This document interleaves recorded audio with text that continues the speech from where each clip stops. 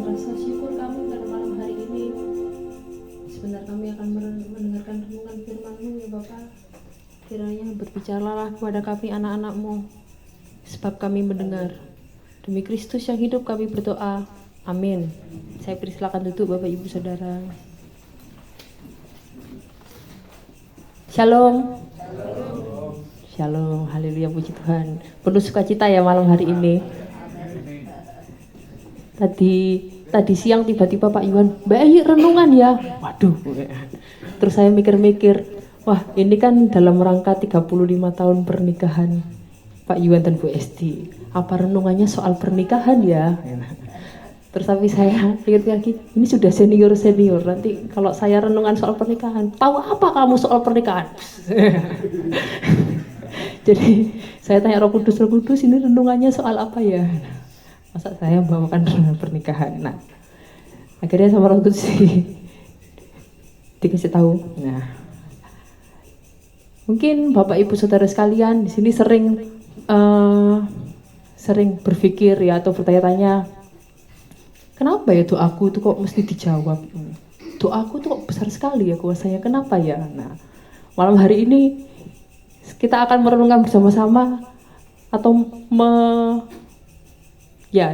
memikirkan kenapa itu doa-doa kita ini kok besar kuasanya, atau yang belum Mbak doaku sih nggak ngefek opo-opo. Ya ini juga bisa dijadikan renungan ya. Mari kita sama-sama buka di Yakobus 5 ayat 16. Surat Yakobus pasalnya yang kelima ayat yang ke-16.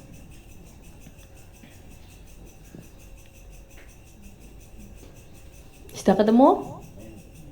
Yang sudah bilang amin. Amin. Masih 75%. Yang sudah bilang amin. Amin. Mari kita baca bersama-sama. Yakobus pasal 5 ayat yang ke-16. 1, 2, 3. Karena itu hendaklah kamu saling mengaku dosamu dan saling mendoakan supaya kamu sembuh dari orang benar. Bila dengan yakin didoakan, sangat besar kuasanya. Amin. Nah, itu jawabannya. Kenapa doa kita besar kuasanya? Karena kita orang benar. Yang doanya belum besar kuasanya, berarti belum benar. Gitu aja. Nah, Bapak Ibu Saudara sekalian, kalau kita baca lagi di surat Yakobus tadi, pasal 5 ayat 16, itu dibilang mengaku dosa dulu baru berdoa. Ya. Mungkin kita ingat-ingat lagi selama membaca Alkitab atau dengan firman. Ada juga yang lainnya seperti di 1 Petrus 4 ayat 7, jadilah tenang supaya kamu dapat berdoa.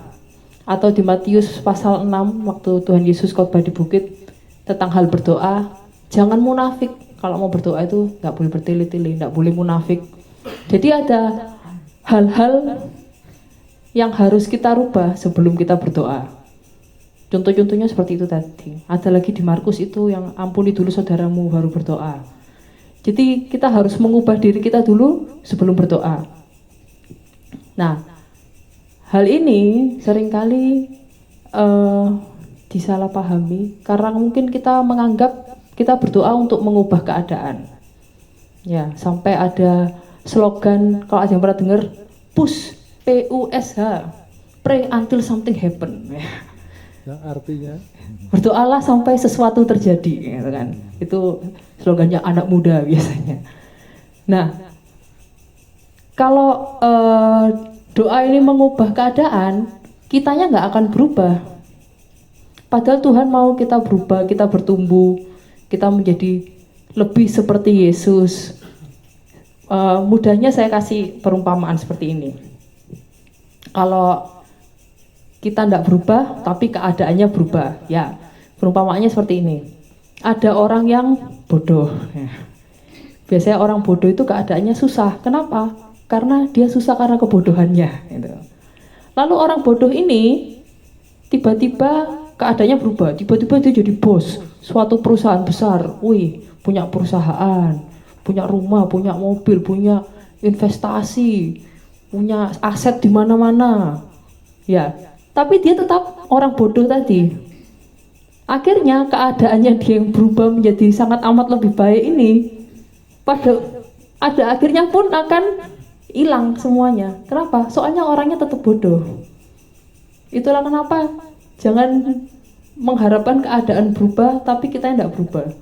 Ya karena keadaan berubah menjadi lebih baik, orang bodoh ini gak akan menjadi lebih pintar gitu. Jadi doa itu seharusnya mengubah diri kita sendiri dulu. Karena kalau kita berubah, keadaannya pasti berubah. Amin. Amin.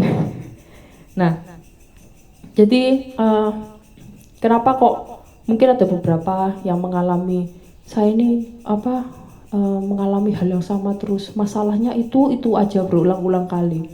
Saya kepikirannya, kekhawatirannya itu juga itu ngulang terus. Kenapa ya? Berapa tahun lalu ya masalahnya hampir kayak gini, mirip-mirip. Sekarang pun ya masih mirip-mirip juga. Itu karena kita berdoanya untuk mengubah keadaan. Kita berdoanya bukan untuk mengubah diri sendiri. Nah, berubah ini kayak sulit ya. Harus berubah seperti apa? Kayak terdengar sangat amat kerja keras gitu. Kalau untuk mengubah diri sendiri. Tidak Bapak Ibu Saudara, berubah itu sangat mudah. Berubah untuk menjadi Tuhan yang seperti Tuhan mau itu sangat amat mudah. Hanya ada 2 langkah. Yang pertama tadi, jadi waktu kita berdoa tadi seperti yang dituliskan di Yakobus, kita harus minta ampun, mengaku dosa, terus yang seperti yang di Petrus, jangan panik, seperti Tuhan Yesus bilang jangan munafik. Intinya kita harus menghilangkan halangan-halangan kita, atau harus bersih-bersih. Ya, harus bersih-bersih dosa, minta ampun supaya tidak ada dosa yang menghalangi doa kita. Nah, itu langkah pertama. Kenapa kok kita harus bersih-bersih? Supaya tidak ada menghalangi, supaya tidak ada yang kotor-kotor waktu kita datang kepada Tuhan. Supaya rumah kita, hati kita, pikiran kita bersih. Nah, mari kita buka bersama-sama di Matius pasal 12 ayat 43 sampai 45.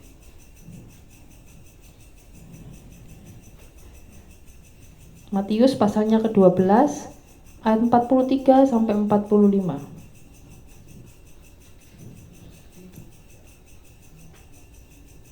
Sudah ketemu? Amin. Bapak Ibu yang kaum wanita baca ayat 43, yang kaum pria 44, lalu 45 kita baca bersama-sama. 1, 2, 3. Apabila roh jahat keluar dari manusia, ia pun mengembara ke tempat-tempat yang mulus mencari perhatian, tetapi tidak mendapatnya. Lalu dia berkata, aku akan kembali ke rumah yang telah ditinggalkan itu. Maka kiranya dia dan bagi manusia kosong, bersih, rapi dan rapi teratur. Lalu ia keluar dan mengajak 7 roh lain yang lebih jahat daripadanya, dan mereka masuk dan berdiam di situ. Maka akhirnya keadaan orang itu lebih buruk daripada keadaannya semula. Demikian juga akan berlaku bagi orang jahat ini. Amin. Nah, rumah tadi sudah bersih, sama kayak kita tadi sudah minta ampun, mengaku dosa kepada Tuhan, sudah bersih, tapi kosong. Ini bisa berlaku untuk roh jahat yang sungguhan, yang kayak ya, iblis gitu. Mungkin kalau ada orang kerasukan, terus dieksorsis, diusir setan, tapi setelah itu dia nggak dibaptis, nggak menerima Roh Kudus, bakal lebih nemen biasanya gitu.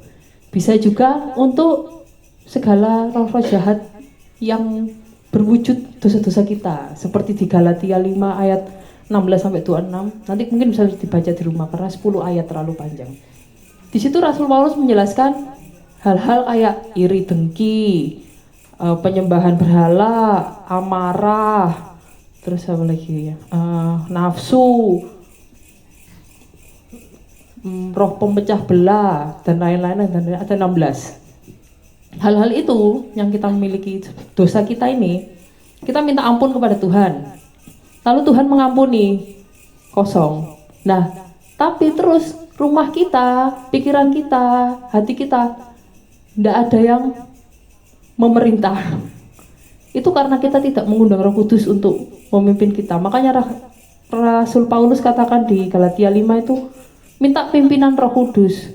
Jadi jangan cuma kita menghilangkan dosa, kita mengusir dosa kita, kesalahan kita, tapi kita lalu nggak minta Roh Kudus untuk memimpin kita. Jadi 2 langkah tadi untuk menjadi orang benar yang doanya besar kuasanya. Yang pertama tadi minta ampun, dibersihkan rumahnya, hati pikiran dibersihkan, minta ampun sama Tuhan. Yang kedua itu minta pimpinan Roh Kudus. Kenapa?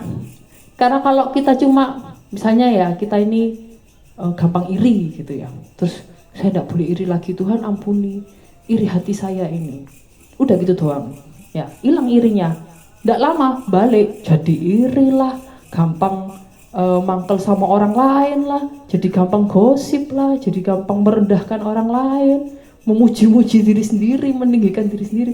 Akhirnya balik jadi lebih banyak, irinya hilang tapi balik jadi lebih banyak karena kita tidak minta pimpinan Roh Kudus. Nah di Galatia 5 tadi Rasul Paulus bilang kalau kita minta pimpinan roh akan mendapatkan buah roh. Ada 9 buah roh, ada yang ingat? Ada yang ingat 9 buah roh? Kasih, sukacita, damai sejahtera, kesabaran, kemurahan, kebaikan, kesetiaan, kelemah lembutan, penguasaan diri. Nah, hal-hal ini itu yang kita dapat jika kita minta Roh Kudus memimpin kita. Jadi yang dosa-dosa ini tadi hilang, segala sifat-sifat buruk dosa ini hilang, lalu diganti oleh 9 buah roh ini. Nah, Bapak Ibu Saudara sekalian, 9 roh ini mungkin bisa dipelajarin orang-orang tanpa Roh Kudus ya. Orang-orang lain belajar kesabaran bisa tanpa Roh Kudus, tapi itu akan makan banyak waktu dan gak mungkin bisa dapat 9-9-nya. Misalnya kayak seperti ini, saya mau belajar tentang hal kesabaran, terus berdoa, Tuhan saya mau jadi orang sabar. Gimana caranya supaya jadi orang sabar? Tuhan akan memberikan kita pencobaan, orang-orang yang bikin jengkel, orang-orang yang menguji kesabaran kita. Supaya apa? Supaya kita belajar sabar. Itu akan makan waktu Bapak Ibu kalau kita harus latihan satu-satu kesabaran, kesabaran, kemurahan, kebaikan, kesetiaan, kelemah lembutan. Maka dari itu tipsnya adalah minta pimpinan Roh Kudus. Kalau kita ya Roh Kudus pimpin saya, tidak cuma diundang tapi juga didengarkan dan dilakukan apa kata Roh Kudus. Mungkin sering ya ada yang bersaksi, saya itu dulu pemarah loh, tidak tahu tiba-tiba kok jadi penuh sukacita, nggak bisa marah saya sekarang. Padahal dulu dikit-dikit gepuk tembok, dikit-dikit nendang kepala orang misalnya. Terus tiba-tiba itu setelah saya terima Roh Kudus, gak tahu jadi sabar, jadi sukacita. Jadi buah-buah roh ini kita dapat dengan seperti membalikan telapak tangan tanpa harus melewati ujian dan cobaan. Kenapa? Karena Roh Kudus yang memimpin diri kita. Nah kalau Roh Kudus memimpin kita, kita bisa mendapat semua buah roh ini dengan mudah gitu ya. Tapi harus mendengarkan Roh Kudus, harus membiarkan Roh Kudus memerintah dalam hidup kita. Jadi rumah yang kosong tadi, rumah yang sudah kita bersihkan dengan mengaku dosa dan meminta pengampunan, harus diisi oleh Roh Kudus. Begitu Bapak Ibu. Nanti pasti terasa. Misalnya yang gampang berpikiran kotor-kotor gitu ya, 18 plus, tiba-tiba saya sekarang tidak pernah mikir aneh-aneh gitu, penuh penguasaan diri. Amin. Nah, jadi seperti itu. Jadi untuk menjadi orang yang benar adalah orang yang dipimpin oleh Roh Kudus. Cuma 2 tadi gampang ya ternyata. Kita nggak usah mengusahakan karena kita nggak akan bisa menjadi lebih baik. Kita nggak akan bisa menjadi sempurna oleh usaha kita sendiri. Percuma ya. Urepo 1000-2000 tahun ya tetap aja gitu. Nggak akan bisa mendapat 9 buah roh ini kalau dengan usaha kita sendiri. Makanya kita harus minta pimpinan Roh Kudus. Jadi tadi yang pertama adalah minta pengampunan atau mengaku dosa. Yang kedua, minta pimpinan Roh Kudus dalam segala hidup kita. Nah, kalau kita semua sudah dipimpin Roh Kudus, berarti kita adalah orang benar. Amin. Dan kalau kita orang benar, doa kita besar kuasanya tadi seperti yang di Yakobus 5 ayat 18. Jadi kita nggak bisa benar dengan usaha kita sendiri, harus minta pimpinan Roh Kudus. Seperti tadi yang disebutkan di awal, kalau mau berdoa harus mengaku dosa, jangan panik kata Petrus, dan kata Tuhan Yesus jangan munafik. Ya, itu harus kita rubah dulu. Setelah itu kita minta pimpinan Roh Kudus. Kalau kita sudah membersihkan rumah, hati, pikiran kita dari segala tidak baik dengan mengaku dosa, Tuhan pasti ampuni, Tuhan pasti bersihkan. Amin. Setelah itu kita harus menerima Roh Kudus dan kemudian membiarkan Roh Kudus memimpin hidup kita. Jangan Roh Kudus bilang tidak direken ya, tidak dirungokne Roh Kudus ngomongnya. Itu jangankan memimpin ya, ngomong aja tidak didengar. Saya percaya kita semua pasti bisa mendengar Roh Kudus kalau kita mau. Biasanya tidak dengar tuh karena tidak mau, karena suara hatinya lebih besar. Tapi kita semua sudah mendengar Roh Kudus, amin. Kalau kita sudah mendengar Roh Kudus, kita membiarkan Roh Kudus menguasai kita, menguasai hati pikiran kita akan jadi orang benar. Dan orang benar doanya besar kuasanya, amin. Saya tidak perpanjang renungan malam hari ini. Kiranya kita boleh diberkati oleh renungan firman Tuhan malam ini. Mari kita tutup Alkitab kita berdoa. Saya undang Bu Esti untuk berdoa.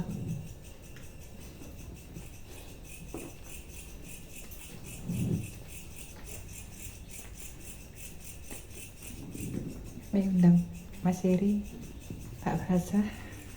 Kita tundukkan kepala kita sejenak. Bapak Ibu, kita renungkan biarlah kita dikuasai oleh kuasa Roh Kudus. Dan kita rasakan ketika Roh Kudus ada dalam hidup kita, maka kita menjadi orang yang paling berbahagia di dunia ini. Mengalirlah kuasa Roh Kudus, mengalirlah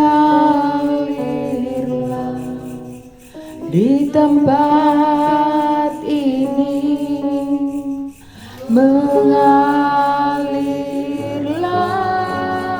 oh Roh Kudus di hidupku. Kita pujikan dengan lembut, Mengalir. oh mengalirlah Roh Kudus, mengalirlah di tempat ini Tuhan.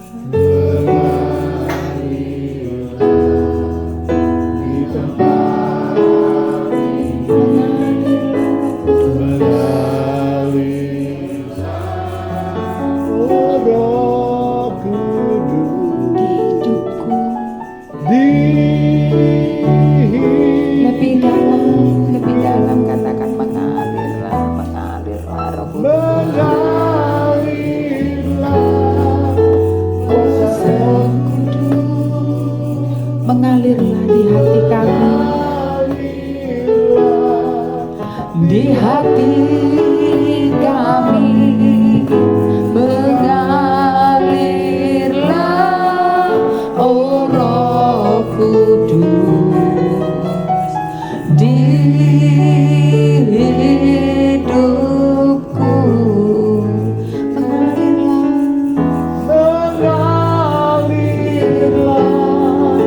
kuasa Roh Kudus, mengalir di hati kami, di hati kami, mengalirlah oh Roh Kudus di hidupku, di hidup, sekali lagi di hidupku Tuhan, di hidupku. Biar musik memuji Tuhan. Bapak Ibu berdoa bersama-sama dengan saya. Sungguh kami mengucap syukur Tuhan, biarlah Roh Kudus terus mengalir, memenuhi hati dan hidup kami. Kami tak bisa hidup tanpa-Mu Roh Kudus. Kami tak bisa berjalan tanpa-Mu, Roh Kudus.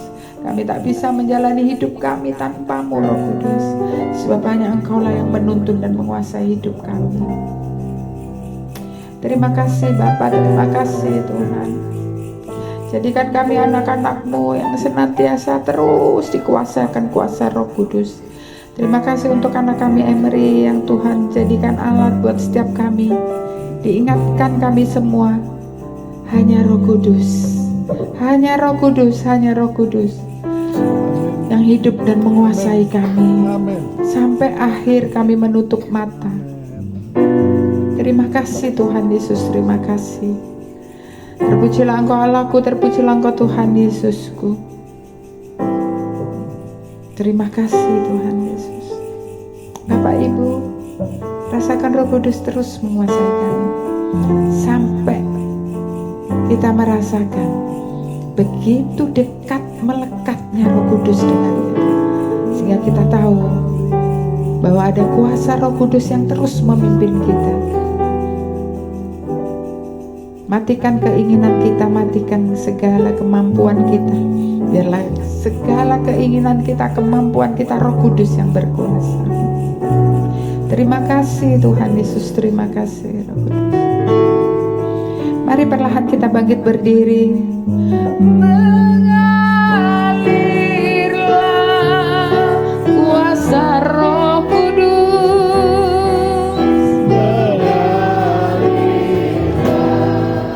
di tempat ini. Jangan batasi kuasa Roh Kudus. Jangan batasi, jangan tolak dia, bahkan undang dia masuk dalam hati dan hidupmu. Sungguh-sungguh rasakan, izinkan Roh Kudus menguasai hidup kita. Izinkan Roh Kudus yang memimpin hidup kita. Izinkan Roh Kudus yang mengambil otoritas tertinggi dalam hidup kita. Sungguh malam hari ini saya merasakan Roh Kudus hadir. Roh Kudus ada di antara kita. Jika Bapak Ibu dipenuhi, jangan tahan, jangan ditahan. Mengalirlah.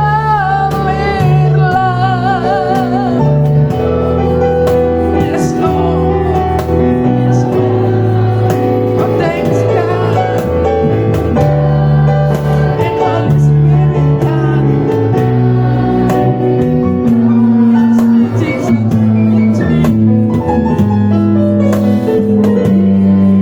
ini aku Tuhan, ini aku Tuhan. Kuasai aku Tuhan, kuasai aku. Izinkan Roh Kudus terus mengalir dalam hidupmu. Gak usah minta apa-apa, gak usah ingat masalahmu, pergumulanmu, beban berat hidupmu, apapun. Dalam hari ini izinkan otoritas Roh Kudus memenuhi hati dan hidupmu. Jangan hanya saya yang bisa merasakan, jangan hanya orang-orang tertentu di tempat ini yang bisa merasakan ada kuasa Roh Kudus, tetapi kita semua yang berdiri di tempat ini rasakan kuasa Roh Kudus.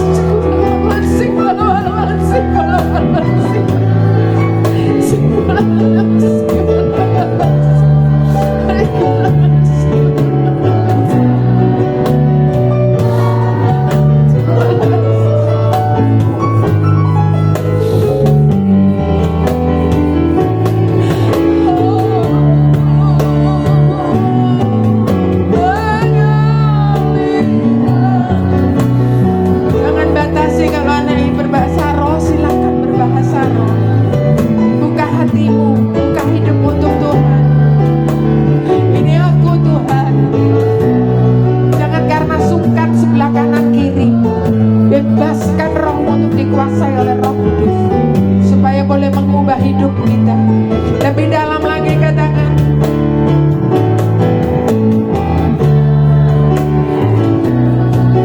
kuasa Roh Kudus mengalirlah di hati kami. Kami mengalirlah, oh Roh Kudus,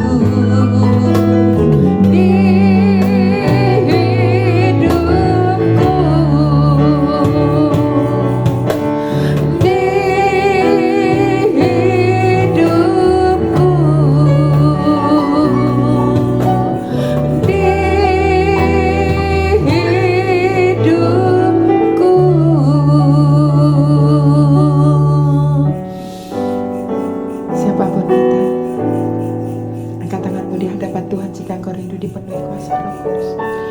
Engkau melihat tangan-tangan kami yang terang. Malam hari ini, saat ini Tuhan, kami tidak mengingat masalah kami. Kami tidak mengingat pergumulan kami, beban berat hidup kami, sakit penyakit kami, apapun yang terjadi dalam hidup kami. Tapi yang kami tahu, Tuhan, kuasailah kami, kuasai dan penuhilah otoritas Roh Kudus ada dalam hidup kami. Sehingga ketika kami keluar dari tempat ini, kami menjadi orang yang berbeda, menjadi orang yang dipenuhi oleh kuasa Roh Kudus di dalam nama Tuhan Yesus Kristus. Terimalah Bapak Ibu, terima dan terima kuasa Roh Kudus itu. Demi Kristus yang hidup, kami menerimanya saat ini di dalam nama Allah Bapa, Putra dan Roh Kudus. Terpujilah Allahku, terpujilah Yesus yang kami sembah saat ini dan selamanya.